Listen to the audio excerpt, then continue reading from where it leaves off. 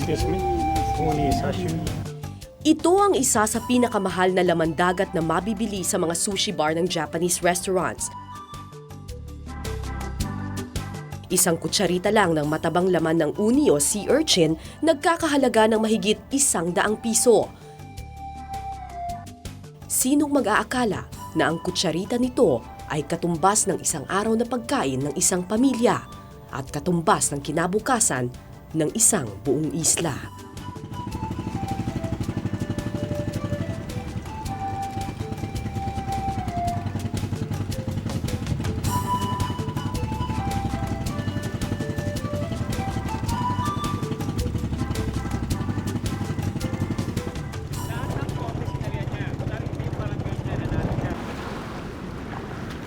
Linggo noon nang magpunta kami sa Isla Silaki, isa sa pinakamaliit at pinakamalayong isla sa Bolinao, Pangasinan. Araw ng pahinga para sa marami, pero araw ng trabaho para sa pamilyang ito.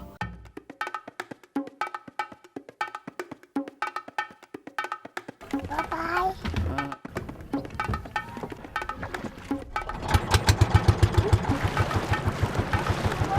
Sabado at Linggo ang pinakaimportanteng araw para sa pamilya Padilla. Pinakamalaki rin ang kita nila nito dahil todo kayod ang lahat sa trabaho. 3 sa 6 niyang anak ang kasama ni Mang Edgar sa paglaot. Ang 14 anyos na si Christine, 12 anyos na si Junior at 10 taong gulang na si Joselito. Pagdating sa gitna ng dagat, kinalas ni tatay ang kawayang balsa. Senyales para sa mga bata na magsimula ng sumisid ng sea urchin o tinatawag nilang maratangtang.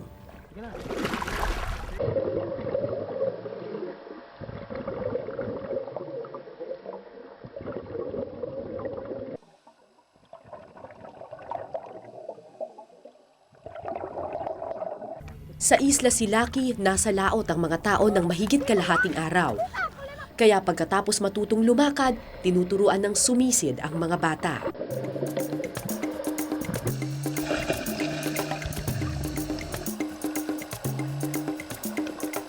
Bagamat ang ilang maratangtang ay makikita sa mababaw na tubig, kailangan pa rin itong sisirin dahil madalas itong nagkukubli sa mga bato at halaman.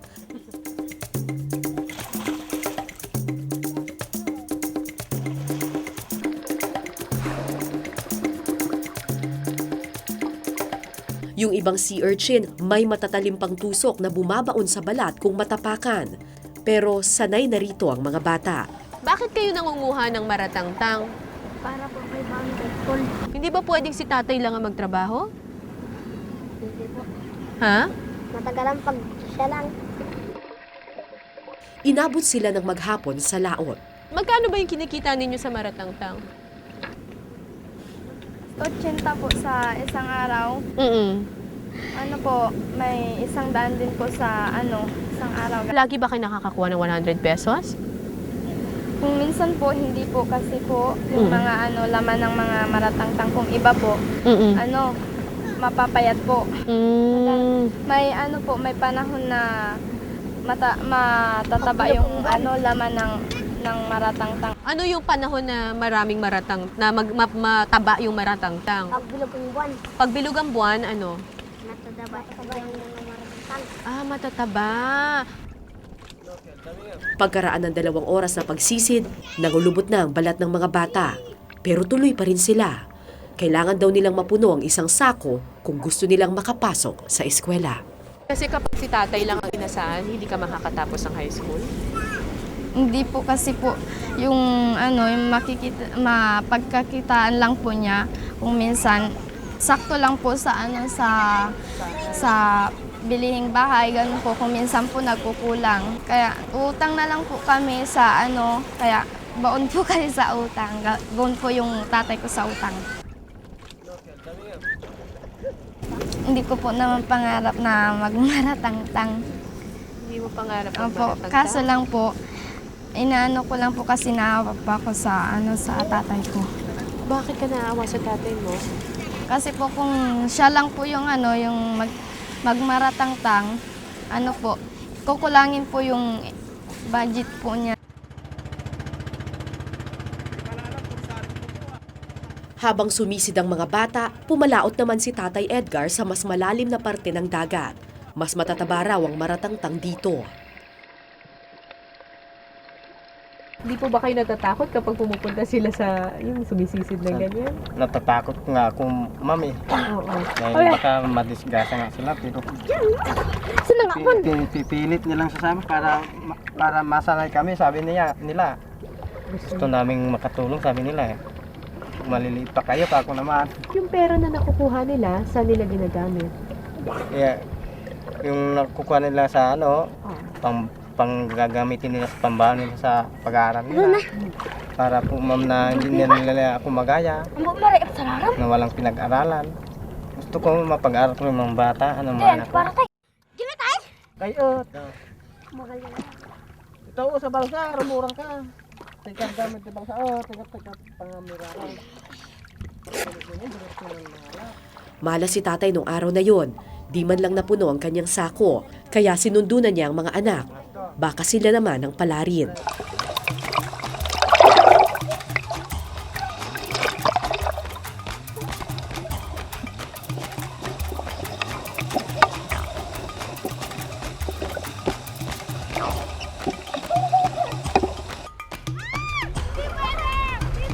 Sa unang tingin, animoy naglalaro lang sila, naghaharutan at nagpapaligsahan.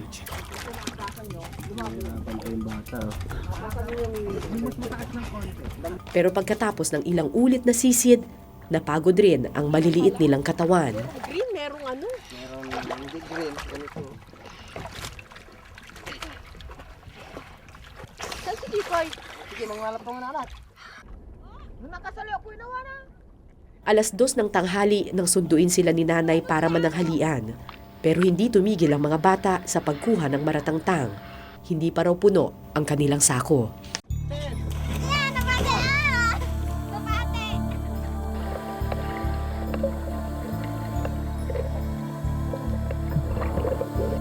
Palubog na ang araw nang tumigil ang mga bata sa pagsisid. Di pa man puno ang sako, bumigay na ang kanilang maliliit na katawan.